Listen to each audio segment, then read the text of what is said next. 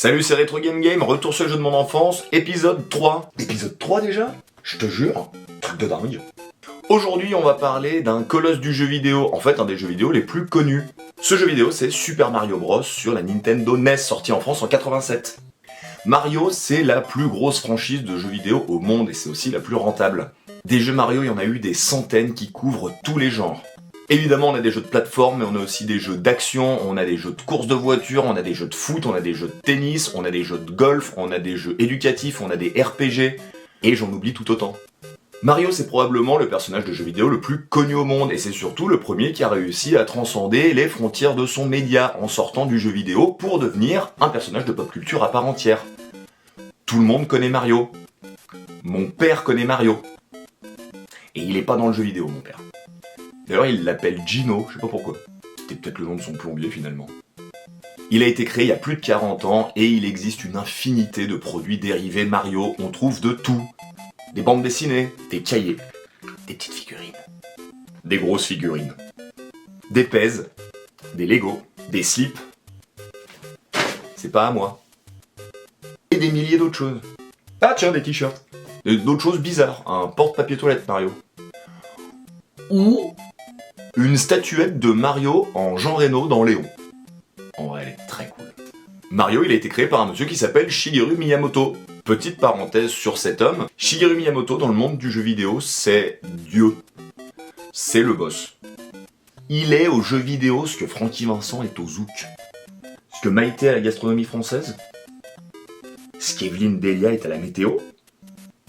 Ce que Jason Statham est au tarte dans la gueule. Il a littéralement participé à façonner l'industrie du jeu vidéo comme on la connaît aujourd'hui. Et ça fait 40 ans qu'il le fait. C'est-à-dire qu'en plus d'avoir créé Mario, c'est aussi lui qui a créé Zelda, Donkey Kong, Pikmin, F-Zero, Star Fox.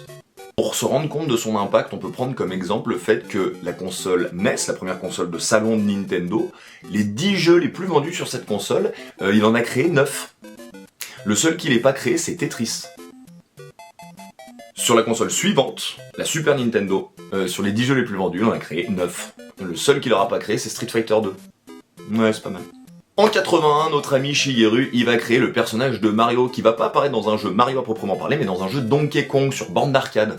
Au départ, ce jeu, ça devait être un jeu qui met en scène Popeye, qui grimpe des échelles, qui évite des barils pour aller délivrer Olive des griffes de Brutus. Sauf qu'en fait, Nintendo a jamais eu les droits d'utiliser les personnages de Popeye, donc a décidé de créer ses propres personnages. La personne à sauver, c'est plus Olive, mais Pauline. Le méchant, c'est plus Brutus, c'est Donkey Kong.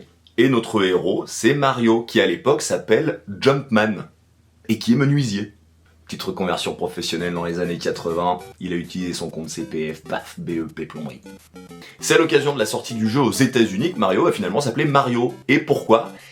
Parce que Mario, c'était le nom du propriétaire des entrepôts de Nintendo of America à Seattle. Et il ressemblait à ça. Donc il ressemblait complètement, pas du tout à Mario. Donkey Kong va ensuite sortir sur des consoles de salon, mais Nintendo à l'époque n'a pas de console propre, donc ça va sortir sur des consoles tierces. On a cet exemple sorti en 83 de Donkey Kong pour la Mattel Intellivision.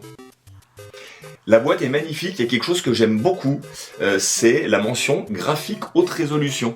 Parce qu'en 83, la notion de graphique haute résolution, c'est ça.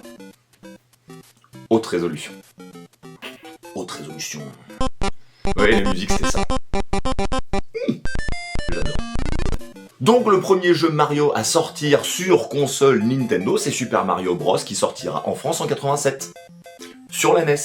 Ce jeu est absolument mythique, il s'en vendra près de 60 millions d'exemplaires en comptant les remasters et les portages sur d'autres consoles. Vous êtes d'ailleurs peut-être plus familier avec cette version de la cartouche. Elle était vendue avec la console en bundle et vous aviez dessus Super Mario Bros et Duck Hunt. Non, j'ai dit Duck. Non. Alors, en ce qui concerne le scénario de Super Mario Bros, c'est très facile, mais c'est aussi iconique. Vous incarnez Mario et vous devez traverser le royaume champignon pour sauver la princesse Peach des griffes de Bowser. Bowser, c'était aussi le nom de famille du président de Nintendo of America de 2018 à 2025. Ça s'invente pas.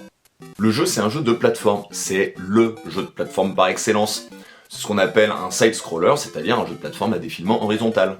C'est un type de jeu très répandu à l'époque, mais ce jeu-là va vraiment poser les jalons du genre. Le gameplay est quasi parfait. Ça, c'est une manette de NES, c'est d'une simplicité déconcertante, mais le jeu arrive à en tirer le meilleur parti. Les contrôles sont d'une précision millimétrée, ils sont réactifs, et c'est le plus important pour un jeu de plateforme.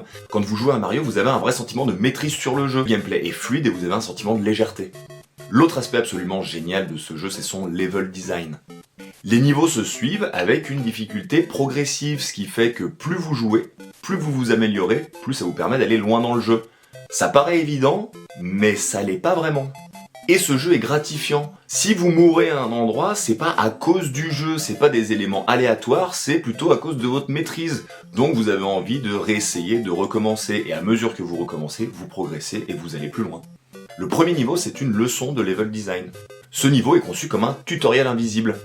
En fait, ce niveau vous enseigne toutes les mécaniques principales de jeu, sauter, la gestion des distances, la gestion des ennemis, la gestion des power-ups.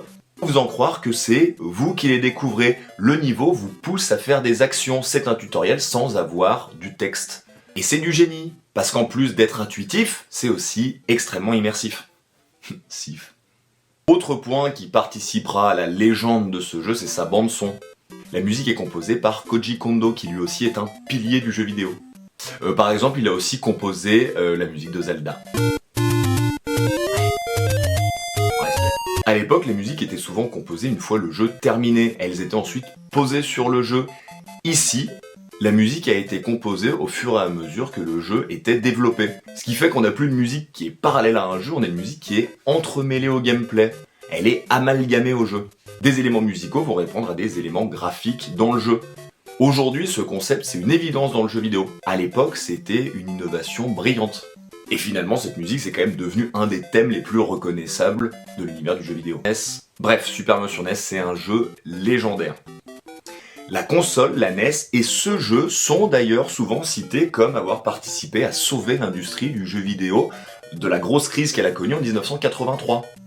Crash du jeu vidéo dont ce jeu, E.T. sur Atari 2600, est souvent considéré comme l'une des causes.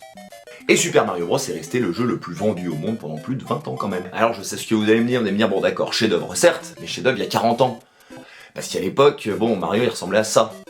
Aujourd'hui il ressemble à ça. Les niveaux ils ressemblaient à ça. Aujourd'hui on est plutôt là-dessus.